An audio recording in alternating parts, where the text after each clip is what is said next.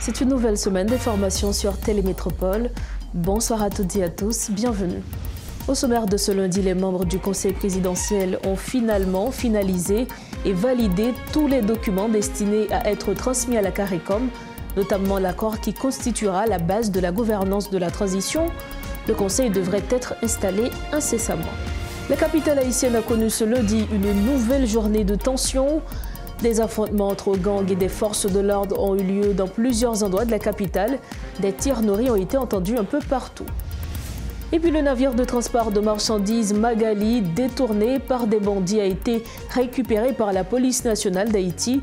Avec le soutien de l'autorité portuaire nationale, plusieurs présumés bandits auraient été tués selon la PNH.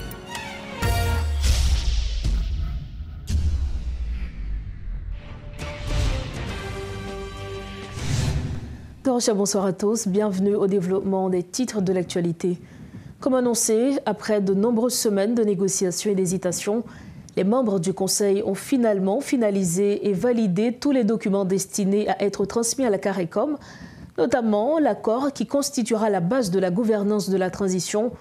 Une fois cette étape franchie, les documents seront soumis au gouvernement démissionnaire en vue d'une publication officielle dans le Moniteur. L'installation effective du Conseil pourra alors être planifiée avec des sources suggérant que cela pourrait se produire dès ce week-end.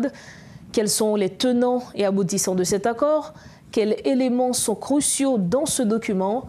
Ces questions seront éclaircies par le leader du parti UNIR, Clarence Sonoy, également journaliste, qui nous apportera son expertise pour mieux comprendre les enjeux de cet accord. Monsieur Clarence Sonoy, bonsoir, bienvenue à Metro News. Bonsoir Madame Rose Berlin, c'est un plaisir d'être avec vous. Merci encore d'avoir accepté notre invitation. Alors la première chose, nous savions que le gouvernement avait demandé un accord entre les acteurs politiques afin de continuer avec le processus de la mise en place du Conseil présidentiel. Et le document a été rédigé. Est-ce que vous pouvez nous parler, nous dire les grandes lignes, ou du moins les grands axes de ce document, Monsieur Clarence Sonoy? Oui, merci. Je voudrais dire rapidement que ça a été un travail de longs jours, de longues heures de travail, de discussion, de dialogue, et qu'il faut encourager. C'est un premier pas qui a été franchi, et il y a d'autres pas à faire. Et dans son ensemble, cet accord politique qui est signé par divers partis de l'opposition est une grande première. On peut considérer ça comme une grande première, car c'est la première fois qu'on retrouve à l'intérieur d'un accord politique qui vise à gouverner le pays, des partis d'opposition, des partis de pouvoir, ou du pouvoir sortant même, je dirais, le secteur privé, le secteur religieux, la société civile. Donc, c'est quelque chose pratiquement d'inédit. Et il faut souhaiter, il faut se croiser les doigts et souhaiter que ça puisse continuer.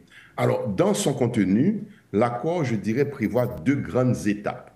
D'abord, la sécurité, pour rétablir la sécurité et permettre à l'État de recommencer à fonctionner, l'administration publique à fonctionner, le pays en général à fonctionner. Et l'objectif final, c'est organiser des élections inclusives, j'allais dire aussi apaisées, transparentes dans le pays. Mais au milieu, évidemment, il y a beaucoup de tâches que cet accord prévoit qui sera confié au nouveau gouvernement, à la nouvelle équipe gouvernementale de transition, c'est-à-dire des tâches qui vont, par exemple, des questions de justice qu'il faut aborder, le remaniement ou la rédaction d'une nouvelle constitution, ou en tout cas la modification de la constitution de 1987 actuelle en vigueur. Donc il y a des tâches à accomplir au milieu de tout ça, mais l'essentiel, vous savez, et Madame Barthélemy, pour moi, c'est ce qui est en train d'être créé, l'équilibre entre les forces politiques pour garantir une stabilité à cette période de transition afin de permettre à Haïti de revenir dans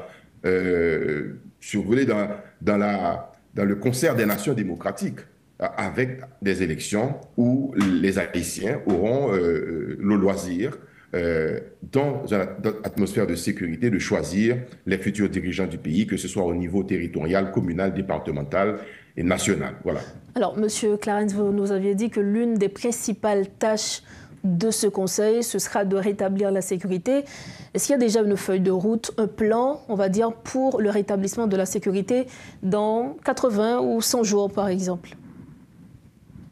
Je sais qu'il n'y aura pas de temps de grâce, et à mon avis, à cette équipe qui veut prendre la transition, veut s'assurer de la direction de cette transition. Alors, 80, 100 jours ou plus, je n'en sais rien, mais je sais que pour rétablir la sécurité, il faut d'abord une volonté politique. Cette équipe a cette volonté, mais elle n'a pas encore les moyens. Il faut aller chercher les moyens avec les forces nationales de sécurité, la police nationale et les forces armées d'Haïti. Mais nous savons aussi très bien, si nous ne voulons pas être hypocrites, que la police nationale est trop faible aujourd'hui, elle est sous-équipée, elle n'est pas motivée suffisamment pour aller rétablir la sécurité dans le pays. Nous avons remarqué, nous avons vu combien de commissariats ont été saccagés, détruits, incendiés par les bandits, des centres pénitentiaires également. Donc, il faut aller chercher cette sécurité auprès de la coopération internationale. Il y a une résolution qui a été votée par les Nations Unies, la résolution, je crois, 2699, qui propose une mission multinationale de soutien à la sécurité en Haïti. Nous avons entendu que plusieurs pays de la région, la Jamaïque, mais aussi le Salvador, par exemple, les Bahamas, et offrir leur participation à cette force de sécurité, mais il faudrait que cette force de sécurité, très vite, soit déployée dans le pays, à côté de la police nationale, pour renforcer les actions de la police nationale et permettre au pays de reprendre ses activités normales. Parce que vous savez aussi bien que moi que depuis, vous le vivez d'ailleurs, on le vit tous, que depuis plus de 30 jours déjà, la police est chassée de ses commissariats. Il n'y a pas d'activité au niveau de l'administration publique et dans le privé, c'est pareil. Donc, il faut remettre le pays sur les rails et il faut relancer les activités économiques, les activités académiques dans le pays. Donc, il faut absolument qu'il y ait cette force internationale qui arrive, mais je sais que dans l'accord qui est signé par les parties prenantes, il est prévu un organisme qui est le Conseil national de sécurité, je crois, qui doit travailler de concert avec la mission multinationale de soutien à la sécurité pour faciliter l'établissement de cette force dans le pays et remettre les gens au travail rapidement. Alors nous savons également que la question de la légalité du Conseil présidentiel a été posée par le gouvernement. Est-ce qu'aujourd'hui, cette question n'est plus un problème pour le Conseil présidentiel, M. Clarence? Écoutez, si on doit parler de légitimité, il faut voir aussi que nous ne sommes pas dans la légitimité constitutionnelle depuis l'assassinat du président Jovenel Moïse en juillet 2021. Aucune institution démocratique républicaine n'est debout, pratiquement. Donc, il faut une légitimité et je pense que il y a un travail qui a été fait pour agglomérer les forces politiques les plus importantes du pays à l'intérieur de cet accord qui est proposé maintenant à la nation pour diriger cette transition. Donc là, il y a une légitimité politique que les forces politiques, sociales, mais aussi économiques, religieuses d'ailleurs, ont permis de trouver, et c'est à encourager, et c'est à surveiller. J'ai dit qu'il y a d'autres pas à franchir parce que ce n'est pas garanti totalement que cet effort qui a été fait pourra être maintenu, parce qu'il y a des intérêts politiques probablement qui vont se confronter quelque part, mais il faut souhaiter, il faut encourager le maintien de cette stabilité à travers une certaine légitimité qui n'est pas une légitimité constitutionnelle populaire, parce que le peuple n'est pas en mesure aujourd'hui de voter et de choisir. Donc cette légitimité politique donne une certaine garantie d'équilibre à la tête de l'État, avec un bicéphalisme qui est établi, qui sera établi, et voilà, qui donnera la garantie que le jeu politique sera un jeu équilibré afin d'aller aux élections et de permettre aux souverains, au peuple, de choisir ses dirigeants. Alors, toujours concernant cette question, M. Clarence Saunois, certains pensent que cette question a été soulevée parce que le gouvernement en place veut retenir le pouvoir, on va dire. C'est une manœuvre pour rester plus longtemps au pouvoir. Que répondez-vous à ces gens? Je ne peux pas prêter cette intention au gouvernement démissionnaire. D'ailleurs, c'est un gouvernement qui ne travaille pas depuis plus d'1 mois. Et le Premier ministre Ariel Henry est dans l'incapacité de retourner au pays. D'ailleurs, il a promis sa démission, ce qu'il doit faire définitivement dans les prochains jours, dans les prochaines heures même, je dirais, si tout est en place. Je crois qu'il y a un gouvernement intérimaire qui est là avec un Premier ministre AI, ils doivent comprendre que le pays ne peut pas continuer à être dirigé sans dirigeant. Il n'y a pas de direction du tout. Le pays n'est pas administré. C'est un pays, comme on dit, qui est aujourd'hui sur pilotage automatique et qui peut entrer dans un mur à n'importe quel moment parce qu'il n'y a pas de pilote à bord réellement. Donc, s'il y a un effort qui est fait pour mettre en place une transition qui offre cet équilibre politique, d'ailleurs, le gouvernement sortant est partie prenante, parce que c'est pour ça que je dirais que c'est une grande première. Il y a l'opposition au gouvernement du Premier ministre Ariel Henry sortant, le 21 décembre, qui est à l'intérieur de ce gouvernement. L'opposition est à l'intérieur. Les forces politiques sont là. Donc, je crois que l'équilibre, la recherche d'équilibre a été le souci des négociations qui étaient conduites sous l'égide de la CARICOM, avec la facilitation de la CARICOM. C'est une garantie que le pays sera dirigé de concert avec toutes les forces politiques, en tout cas la majorité des forces politiques, pour créer cet équilibre nécessaire pour une transition pacifique et apaisée. Pour finir, M. Clarence Sonoy, peut-on attendre dans les prochaines heures, dans les prochains jours, la publication des noms composant ce conseil présidentiel au journal Le Moniteur notamment? J'allais dire que les noms sont connus, mais il y a encore, comme je vous disais, des étapes à franchir. Les étapes sont les suivantes, puisque c'est la CARICOM qui facilitait les négociations. Donc la CARICOM doit envoyer l'accord qui a été trouvé et qui contient justement le programme politique, la feuille de route, mais aussi les membres du conseil présidentiel au gouvernement sortant, qui doit faire la démarche administrative, normalement, de la publication dans le journal Le Moniteur pour officialiser et consacrer ce conseil présidentiel. Et la deuxième chose, ce n'est pas fini après l'installation du conseil. Il y a aussi un gouvernement à former avec un Premier ministre à choisir. Il y a des candidatures qui seront déposées et qui s'ouvrent non pas seulement aux groupes qui ont signé l'accord politique, mais à d'autres groupes politiques pour présenter des candidatures. Et le meilleur doit être choisi pour diriger un gouvernement d'union nationale. Le gouvernement doit être un gouvernement d'union nationale. Ce n'est pas le gouvernement d'un homme, d'un groupe de partis ou d'un parti politique, mais c'est un gouvernement qui doit largement représenter la société à travers toutes les instances qui ont signé d'ailleurs l'accord et pour justement offrir cette garantie d'équilibre. Moi, je crois que c'est un exercice assez intéressant que nous sommes en train de vivre et il faut tout simplement espérer que les Haïtiens qui ont commencé à faire cet effort vont poursuivre cet effort pour rester en dialogue, pour rester dans un climat de consensus et de compromis. Nous n'avons pas cette culture, mais on doit commencer quelque part à faire cet effort et nous-mêmes à unir. À travers ma voix, nous encourageons beaucoup cet effort et nous sommes là pour pousser les protagonistes qui seront des partenaires demain, lorsque le Conseil sera établi et installé, à travailler vraiment ensemble dans la tolérance, dans la modération, pour offrir au pays une autre image des politiciens, une autre image de la société haïtienne qui, cette fois-ci, démontrera, cette société, qu'elle est capable de travailler, de cohabiter et d'offrir justement cette stabilité nécessaire et qui pourra nous conduire à l'organisation d'élections qui, cette fois-ci, ne devraient pas être contestées, puisque les parties prenantes à cet accord, ce sont encore des partis qui vont aller aux élections, donc ils ne pourront pas contester ce qu'eux-mêmes, ils vont essayer d'organiser. Vous encouragez donc les acteurs à continuer de donner une image très positive de la société haïtienne. Merci infiniment, Clarence Sonoy, d'avoir été avec nous. Merci, c'est un plaisir d'être avec vous, Madame Barthélemy, et avec Metro News. Pour nous aussi, merci encore. Voilà, c'est avec nous le leader du parti UNIR, Clarence Sonoy. Il était notre invité pour parler de la situation du pays pour ce lundi.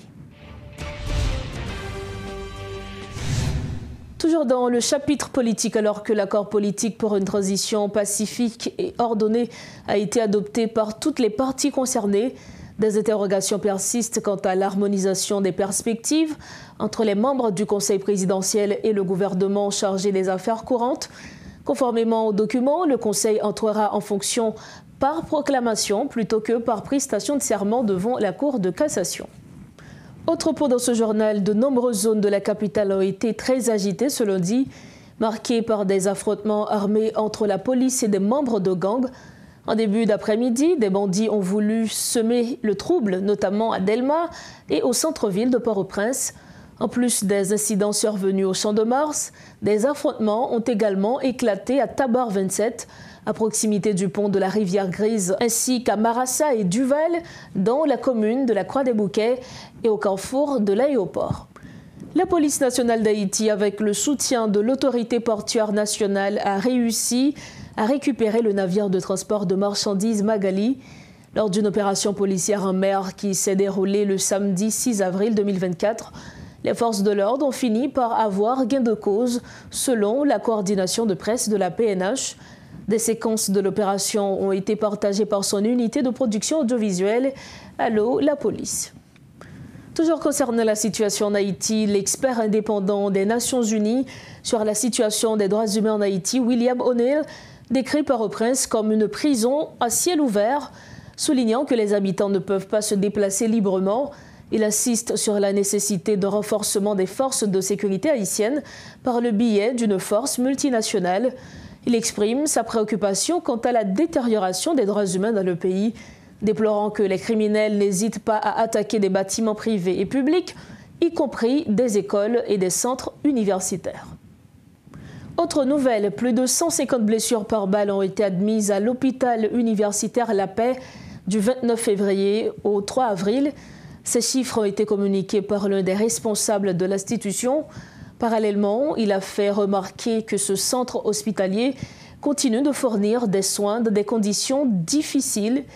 Il ne dispose pas de matériel nécessaire et fait face à un problème d'étrange.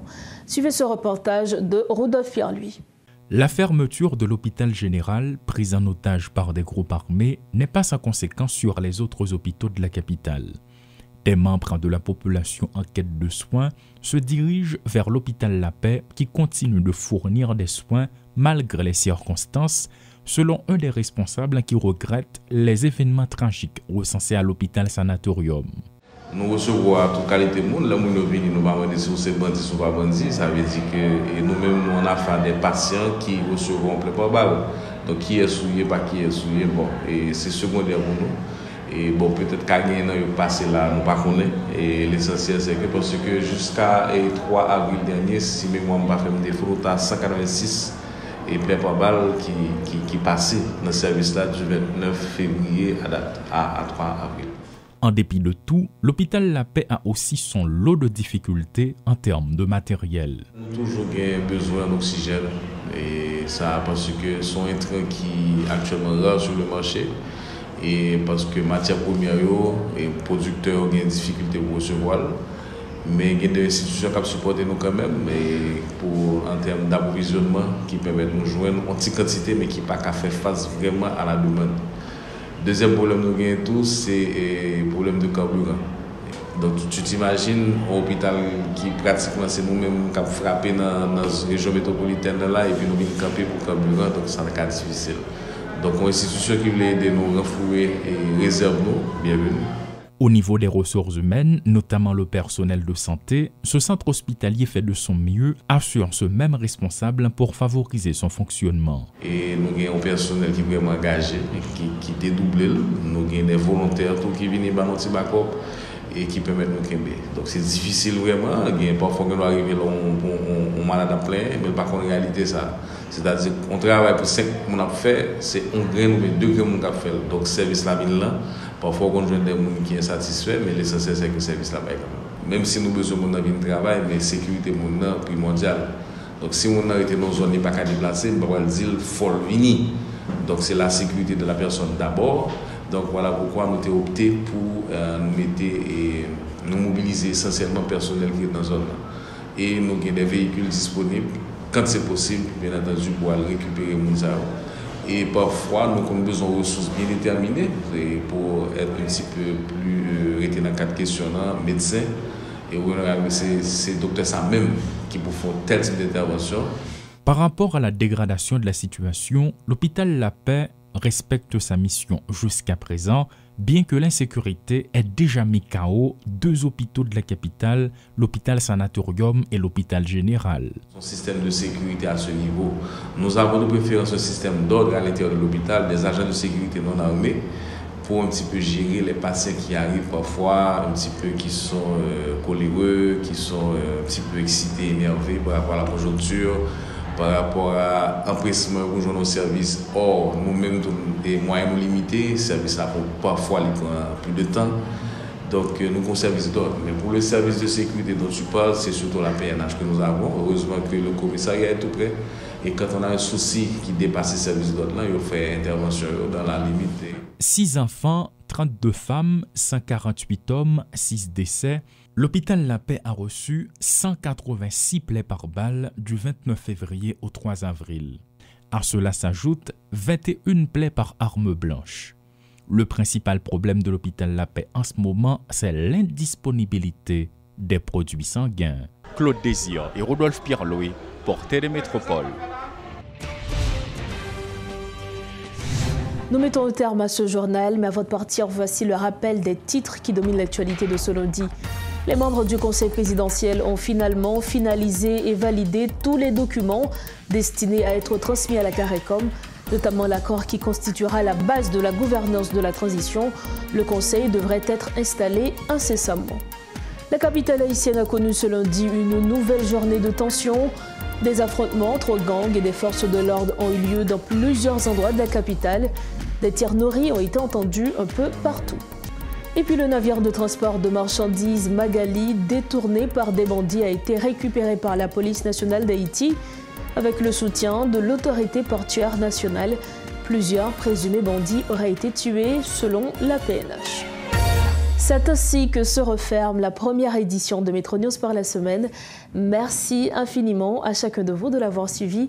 Rendez-vous demain. Bonsoir.